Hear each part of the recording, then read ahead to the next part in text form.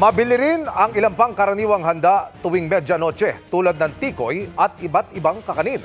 Pinaniniwala ang para yan sa mas lalong malagkit at matamis na samahan sa 2026. Nakatutok si Mark Salazar.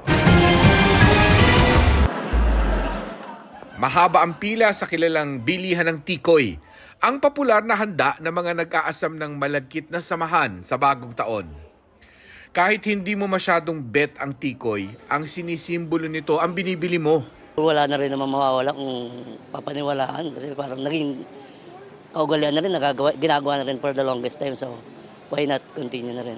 Ikakasal na sa Mayo sina Justin at Abigail at lahat ng pwedeng magdala ng swerte kukunin nila. Huwag lang mausog ang kanilang plano. Ano nakikita mo na ideal family pagka kayo ay kinasal? Siyempre yung kumpleto at masayang pamilya. Ilan anak na plan?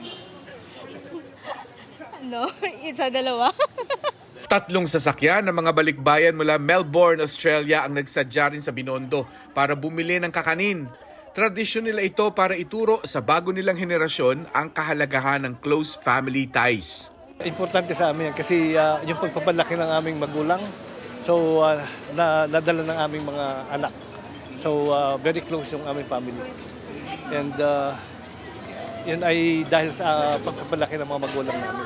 Katunayan, kahit mahal ang pamasahe, umuuwi raw sila taon-taon sa Pilipinas para sa malakihang family reunion. Every year, pero kasi this year medyo hindi maganda yung pagdating natin kasi namatay yung grandmother na, mother-in-law. Kaya kayo Umuwi. Sinadya naman natin ang hile-hilerang tindahan ng kakanin sa Blumentritt sa Maynila. Dahil kung mahilig ka raw sa kakanin, alam mo ang eskinitang ito. Na-master na nila rito ang paggawa ng kakanin, pero aminado rin silang pamahiin ang bumubuhay sa kanilang industriya.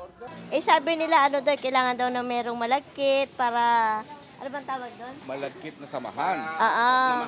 Ay, gaano ba kalagkit ang samahan sa pamilya nyo? Abay, super lagkit po. Bakit talagang buong-buo ho kayo? Ay, opo naman. May pre-order po. Apo, tapos online din po. Depende po, sir. Halimbawa po kung may customer na gustong umorder ng umaga tapos pick up ng hapon, ganyan. Pamahiin po talaga.